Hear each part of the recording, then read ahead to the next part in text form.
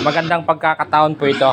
So, itong apat na to, may nagsuka at nagtae. So, bibira mangyari to guys. Parang may plima. Yan.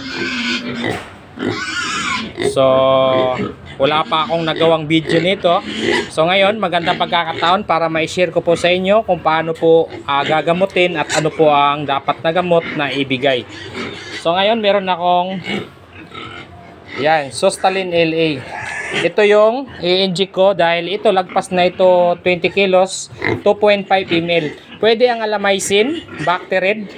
So, ang available ko ngayon is Sustalin LA. So, ang sachet, pwede po ang sachet Doxylin powder. Ihalo nyo lang sa, pag nagbigay kayo ng pagkain, ihalo nyo, tunawin sa tubig, yun yung isasabaw ninyo. So, kita nyo guys, yung dalawa lang, bigyan natin. Malalaman natin na merong nararamdaman. So, may plema. Yan, may plema kasi nga summer sa napakainit sa tanghali, ang lamig naman sa gabi. So, ito guys, pangkaraniwang common problem po ito. Nangyayari ito at mararanasan ito lahat ng mga nagbabakyard. So, ito magandang pagkakataon kung ano yung dapat gawin. So, hindi naman sila nangangayayat guys yan.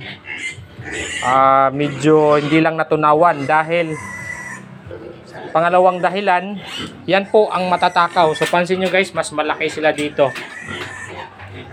Kasi nga, matakaw tong dalawa. Ayun, Dek. Yan sinasabi ko. Pag kumain, kain lang. Huwag lamon para matunawan. So, ngayon guys, ito ibibigay natin. So, disposable lang po ang gamit ko dahil mas maganda talaga ang disposable dahil maliit yung karayom, hindi masyadong nasasaktan, tsaka mahaba. Yan.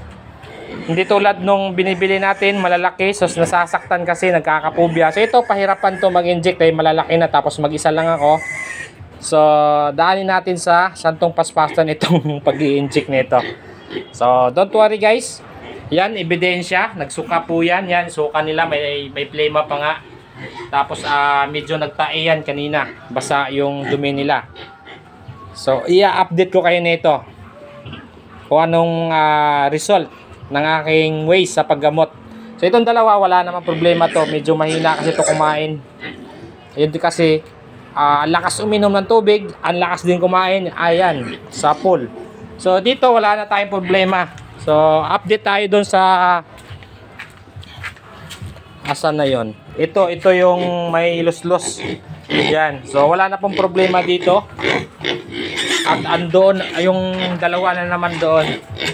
So, pag ganyan guys, so relax lang. Huwag kayong magpanic.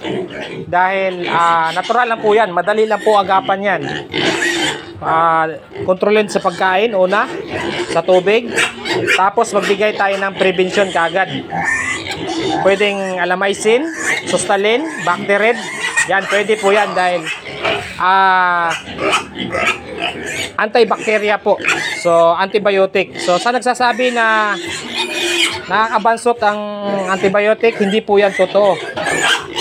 Ang reason kung bakit nababansot ang ating mga alaga dahil sa nagkasakit na hindi inaagapan. Yung malala na sakit, tapos gumaling, yun 100% maapektuhan ng paglaki.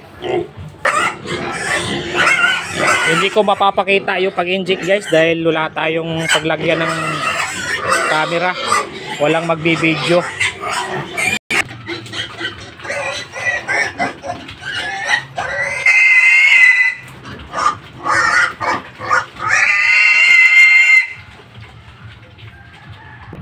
So, nabali yung karayom natin guys. Buti hindi naiwan. So, palitan.